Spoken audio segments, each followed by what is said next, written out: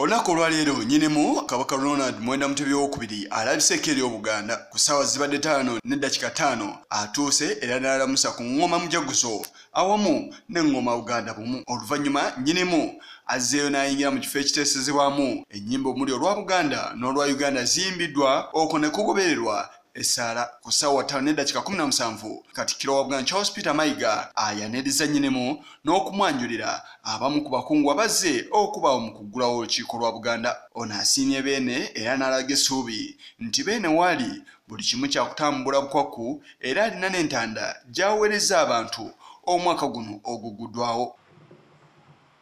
Mwenna mbasaba nga Kabaka waffe atambuza omwaka ogwa 2007 ku Namulondo mwongere obujjumbize obuwagizi n'omukwano.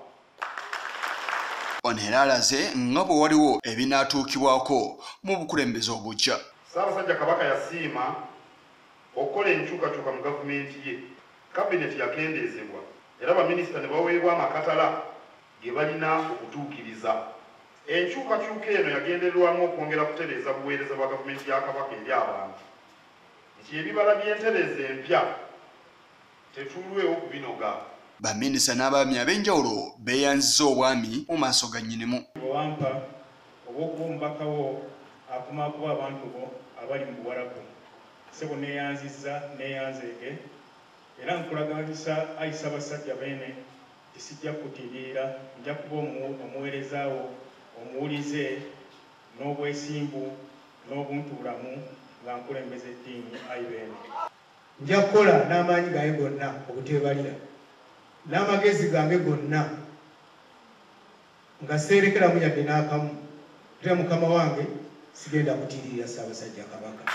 Ssaabasajja ndi wano okweyanza mu maaso go n'okweyama nti nja kuwuliranga ebiseera byonna, nja kuweereza n'obuvumu n'amagezi gange gonna n'amaanyi gange gonna era Ssaabasajja siri kutiiririra nga Mukama ye mubeezi wange.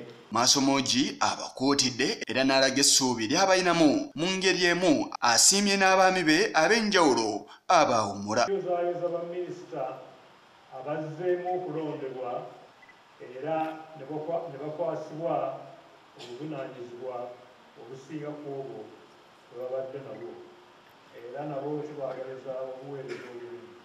Tuddamu nate okwebaza baminisita abaawummula emirimu gye baakolera Obwakabaka okumala emyaka 6. Bannaffe beebale nnyo, beebale ddala. Mu kwogera kwa nnyinimu asiimye abaateekateeka amatikkira era ng'egimu ku mikolo egyakulembera mu kujaguza amatikkira mwe mwali okulambula obutaka bw'ebika eby'enjawulo. Wano ategeezezza nga bw'agenda okuddamu okusisimula enteekateeka eno era nga n'ebika ebirala bisaanidde okweteekateeka. Ekigendererwa mu kulambula kuno kwe kumanya embeera obutaka gye bulimu era n'okulaba engeri Obwakabaka gye buyinza okuyamba mu kukulaakulanya obutaka obw'abantu baffe. Ono era ajjukiza bannansi nga bwe basaanidde okwenyigira obutereevu mu kulima ebintu eby'enjawulo omuli emmwanyi ssaako n'ebyo ebivaamu ensimbi. Tuddamu okubagamba obukulu bw'obwegassi mu mirimu gyaffe era n'okwongera okulima emmwanyi awamu n'ebirime ebirala eby'ettunzi.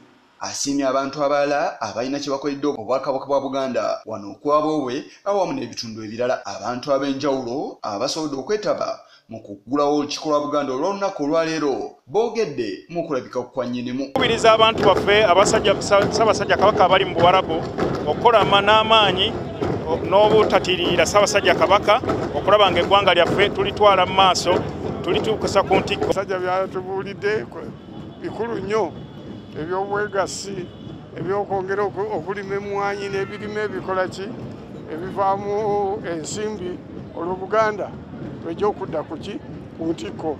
Tekigaana kubanga okola kuba era mbadde nkola nga minisita naye omutendera oba tonnaba gumalayo kati emitendera giweddeyo tusigazza kukola mirimu. Buli luvannyuma lw'amatikkira ga nnyinimu asiima n'aggulawo olutuula lw'olukiiko lwa Buganda olw'omwaka ogubaguddako. Kye kibaddewo olunaku olwaleero nnyinimu asiimye n'aggulawo Olutuula lwa Buganda olw'omundi ogwa 27 ebyogeddwa bibadde bingi wabula mu kuggulawo olutuula lw'omulundi ogwa 26 yakuutira Abaganda awamu n'ensi yonna okwegendereza emiwaatwa egiyitwamu obuli bw'enguzi ssaako n'ebintu ebirala ebikyusa ennono za Buganda.